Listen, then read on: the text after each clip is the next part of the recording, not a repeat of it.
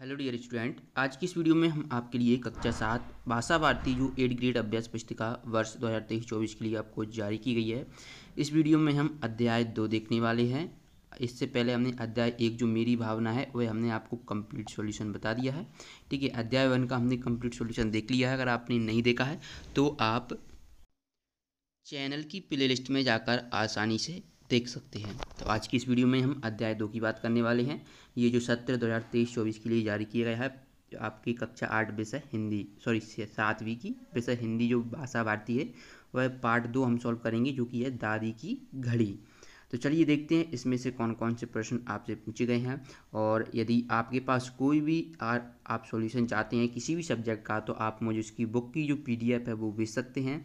कहाँ पर भेज सकते हैं? या तो आप मुझे इंस्टाग्राम पर मैसेज कर दीजिएगा, वहाँ से मैं आपसे कांटेक्ट कर लूँगा। लिंक आपको डिस्क्रिप्शन बॉक्स में दी होगी या फिर यहाँ पर स्लाइड हो रहा होगा। ठीक है, तो आप यहाँ से अब मुझसे कांटेक्ट कर सकते हैं। ठीक है, और यदि आप जिस भी सब्जेक्ट का चाहते हैं वो मैं आपसे ले लूँगा। ठीक है, तो चलिए स्टार्ट करते हैं।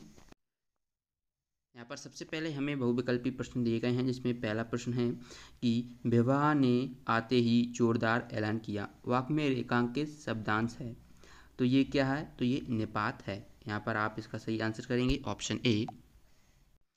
इसके बाद हम बढ़ते हैं प्रश्न 2 की ओर। प्रश्न 2 है तकिया राम सुबह 4 बजे जगा देना, जगाने की ये तरकीब दीपू को किसने बताई? तो हम इसका उत्तर लिखेंगे दादी ने। तो प्रश्न क्रमांक 2 का उत्तर आपको कर लेना है ऑप्शन डी। अगले प्रश्न की ओर बढ़ते हैं, प्रश्न 3। प्रश्न क्रमांक 3 है कि आंगन पड़ी में खटिया पर जा बैठा चुपचाप। वाक्य को सही पदक्रम में लिखिए। तो चलिए, आंगन में पड़ी खटिया पर चुपचाप जा बैठा, तो इसका आपको सही कर लेना है प्रश्न 3। इस तरीके से आप प्रश्न क्रमांक 3 का उत्तर भी कर लेंगे। इसके बाद हम बढ़ते हैं प्रश्न क्रमांक 4 की ओर। प्रश्न क्रमांक 4 है दीपू को किस चीज़ की बड़ी इच्छा थी? तो आप इसका उत्तर लिखेंगे दीपू को अलार्म घड़ी की बड़ी इच्छा थी। वह सोचता कि हम भी सिरहाने घड़ी रखकर सोएं और उसकी सुरीली आवाज़ के साथ दिन की शुरुआत करें। तो इस तरीके से प्रश्न 4 का उत्तर आप यहाँ से देखेंगे। इसके बाद आप प्रश्न 5 देख रहे हैं। स्क्रीन पर दिया गया है कि दीपू के दोस्त उससे ईर्ष्या क्यों करते थे? तो ये प्रश्न 5 है। तो प्रश्न 5 का उत्तर लिखेंगे कि उसके दोस्त तो ईर्ष्या ही करते कि पूरे घर में वह सबका लाडला है, पर उसे इस बात की जरा भी खुशी नहीं थी। चलिए प्रश्न 6 देखते हैं। प्रश्न 6 आप यहाँ पर देख पा रहे होंगे। प्रश्न 6 है कि सभी लोग दीपू को क्यों डांट रहे थे? तो आप इस प्रश्न का उत्तर लिखेंगे सभी लोग दीपू को इसलिए डांट रहे थे क्योंकि घड़ी टूट गई थी। तो इस तरीके से आप प्रश्न 6 का उत्तर भी कंप्लीट कर लोगे।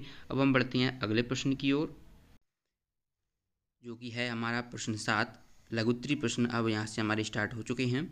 तो यहाँ पर प्रश्न 7 में हमसे पूछा गया है कि दम साधना मुहावरे का अर्थ लिखकर वाक्य में प्रयोग कीजिए। तो दम साधना, तो आप यानी कि चुप रह जाना। अब प्रयोग कैसे करेंगे? घड़ी के टूट जाने पर दीदी और भैया की डांट खाने के बाद दीपू दम साध गया। तो इस तरीके से आप प्रश्न 7 का उत्तर कंप्लीट कर लेंगे। इसके बाद हम बढ़ते हैं प्रश्न क्रमांक 8 की ओर। प्रश्न क्रमांक 8 है घड़ी कैसे टूट गई थी? ओके, तो आप इसका उत्तर लिखेंगे सारी रात बिस्तर पर इधर से उधर चहलकदमी करते समय दीपू ने नींद में घड़ी में जोर से किक मार दी थी। घड़ी नीचे गिर गई और टूट गई। चूँकि दीपू को रात भर नींद नहीं आई थी और जब आई तो फिर उसने, जब वो बजी तो उसने किक मार दी, तो इससे वह गाड़ी नीचे गिर गई और वो टूट गई। इस तरीके से आप प्रश्न क्रमांक 8 का कंप्लीट उत्तर देख पा रहे हैं। अब चलिए हम बढ़ते हैं प्रश्न क्रमांक 9 की ओर। स्क्रीन पर आपको प्रश्न क्रमांक 9 पूछा गया है कि दीपू दीदी और भैया के कौन कौन से कार्य करता था? दीपू था वो दीदी और भैया उसके बहन और भाई के कौन कौन से कार्य करता था? कोई 2 कार्य लिखना है। तो पहला है कि दीदी की सहेलियों के पास किताबें या चिट्ठियाँ पहुँचाना, और दूसरा है भैया के दोस्तों के लिए चाय नाश्ता देना। तो इस तरीके से आप प्रश्न क्रमांक 9 का उत्तर भी कंप्लीट कर लेंगे। अब हम बढ़ते हैं अगले प्रश्न की ओर। हमारा अगला प्रश्न है प्रश्न क्रमांक 10। फिर इसके बाद दीर्घ उत्तरीय प्रश्न आपके स्टार्ट हो जाएंगे। पहले हम प्रश्न क्रमांक 10 देख लेते हैं। प्रश्न क्रमांक 10 है लाडला होने के बावजूद दीपू खुश क्यों नहीं था? तो आप इसका उत्तर लिखेंगे दीपू इसलिए खुश नहीं था क्योंकि दिन भर तो उसे सबकी डांट डपट ही सुननी पड़ती थी, डांट झपट ही सुननी पड़ती थी, हर तरह की बेगार ढोनी पड़ती थी। दीदी और भैया तो उसे बिना पैसे का नौकर समझकर दिन भर नचाते रहे थे। तो इस तरीके से आप प्रश्न 10 का उत्तर कंप्लीट करेंगे। इसके बाद हम बढ़ते हैं प्रश्न 11 की ओर। यहाँ से आप प्रश्न 11 देख पा रहे हैं। प्रश्न 11 है, दादी ने अनोखी घड़ी किसे कहा है और उसके बारे में दीपू को क्या बताया। तो चलिए इसका उत्तर देखते हैं। उत्तर में लिखेंगे आप, दादी ने अनोखी घड़ी का राज बताते हुए दीपू से कहा, भला तकिया भी कहीं बोलता है, असली आराम तो हमारे दिल में होता है, जब हमें ज़रूर उठना होता है तो ये हमें जगा देता है। ओके, तो इस तरीके से आप प्रश्न 11 का सही उत्तर कर लेंगे। चलिए अगले प्रश्न की ओर बढ़ते हैं।